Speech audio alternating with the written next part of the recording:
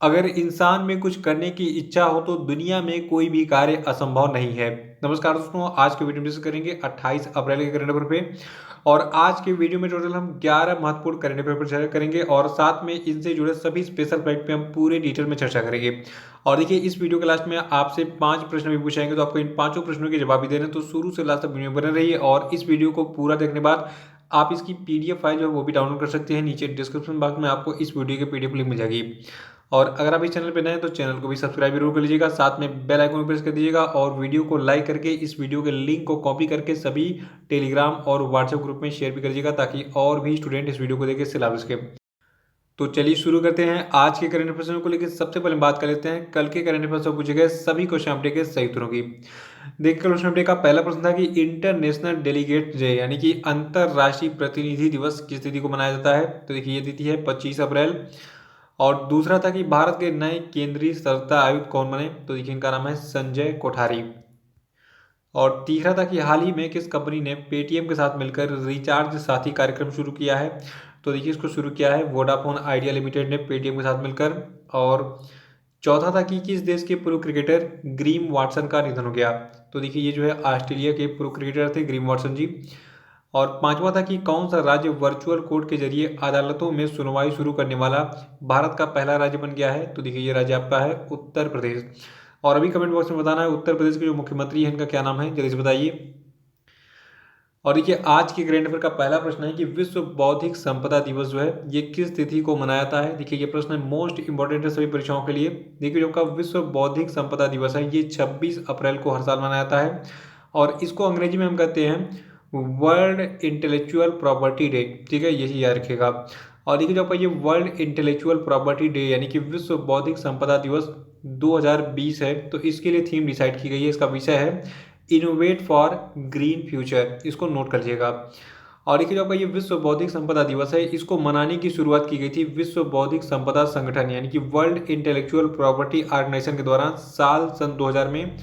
और देखिए, ये जो है दुनिया भर में नवाचार और रचनात्मकता को बढ़ावा देने में बौद्धिक संपदा अधिकारों, पेटेंट, कॉपीराइट, ट्रेडमार्क और डिजाइन की भूमिका के बारे में जागरूकता फैलाने के लिए जो है मनाया जाता है। देखिए, बौद्धिक संपदा क्या होती है। मान लीजिए आपने बल्ब का आविष्कार किया, ठीक है, तो ये बल्ब का जो आविष्कार है ये आपने अपनी थियरी से किया है, जबकि इंटेलेक्चुअल प्रॉपर्टी यानी कि बौद्धिक संपदा है। ठीक, तो इंटेलेक्चुअल प्रॉपर्टी क्या होती है इसको आप याद रखेंगे।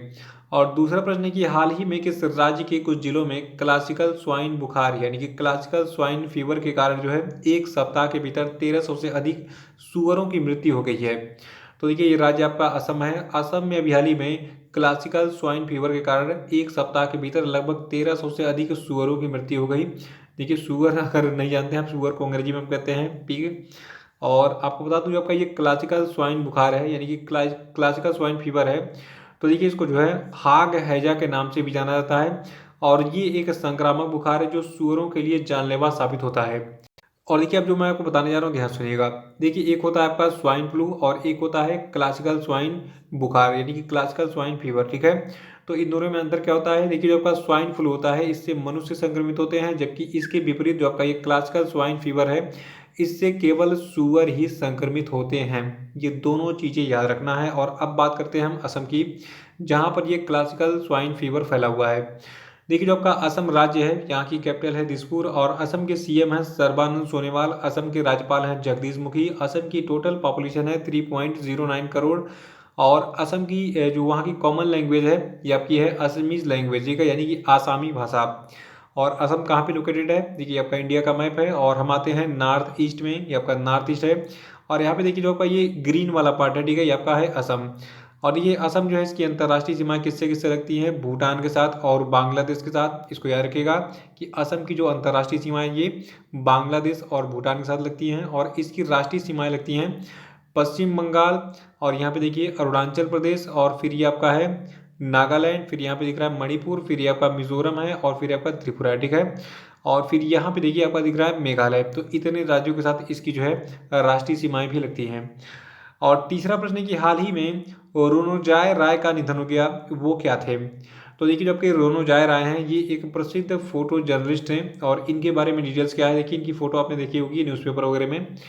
देखिए जो भारत के जाने माने स्पोर्ट फोटो जर्नलिस्ट थे रोनोजॉय, जिनको जो है रॉनी के नाम से जाना था पूरे भारत में, ये जो है 1990 के दशक से बंगाली दैनिक आज कल से जो है जुड़े हुए थे और इन्होंने पिछले साल जो आपका इंग्लैंड में आईसीसी क्रिकेट विश्व कप हुआ था, ठीक है, तो उसको कवर किया था। तो ये डिटेल्स याद रखिएगा इनके बारे में, और ये वेस्ट बंगाल से बिलोंग करते थे, ठीक है, तो ये चीज़ भी याद रखिएगा। लेकिन सबसे पहले याद रखना है कि जो आपके भारत के जाने माने प्रसिद्ध फोटो जर्नलिस्ट थे जिनका नाम था रोनोजीत राय, जो कि रॉनी के नाम से जाने थे, इनका रिसेंटली निधन हो गया है।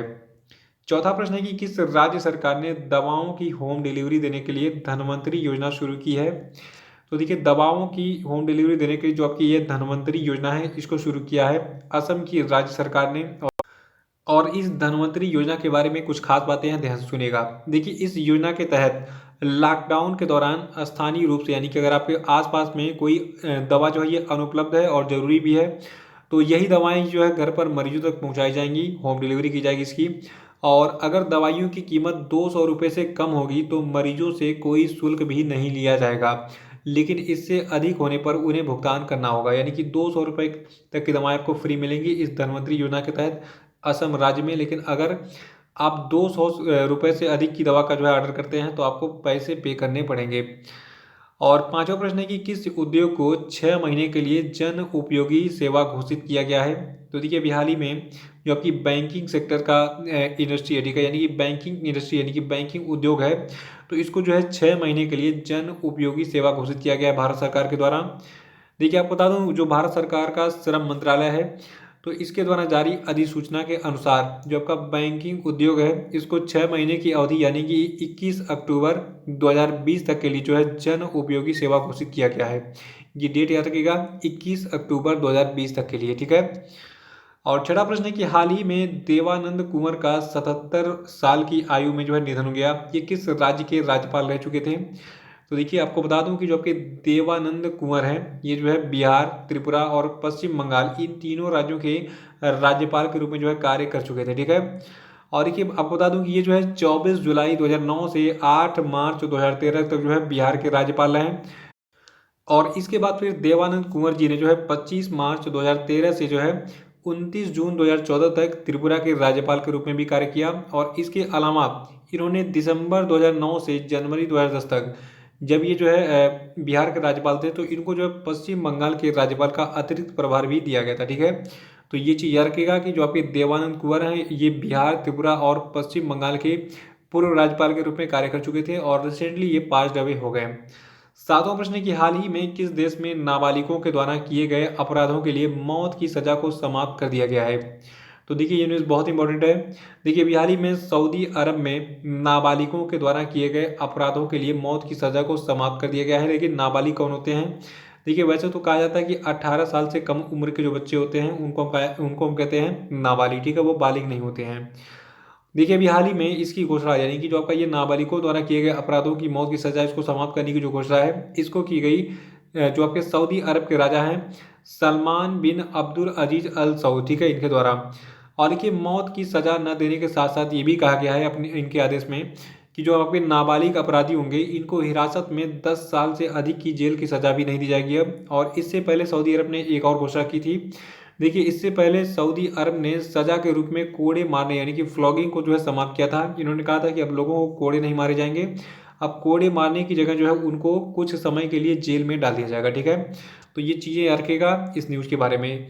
और सऊदी अरब की बात करें, देखिए सऊदी अरब की टोटल पॉपुलेशन है 3.37 करोड़ और सऊदी अरब की कैपिटल रियाद है।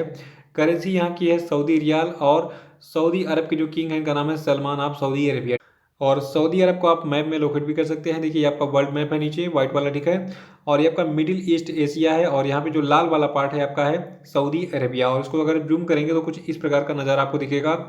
और सऊदी अरब जो है इसकी बाउंड्रीज किसके साथ लगती हैं? देखिए सऊदी अरब अपनी सीमाएं बनाता है यमन, ओमान, यूनाइटेड अरब अमीरात, कतर, कुवैत, इराक और जॉर्डन के साथ में, ठीक है, ये चीज़ आप नोट कर लीजिए।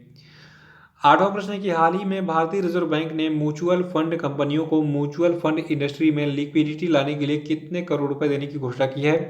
तो देखिए ये अमाउंट आपका है 50,000 करोड़ रुपए का। ये अमाउंट आपको याद रखना है, बाकी कुछ नहीं याद रखना है।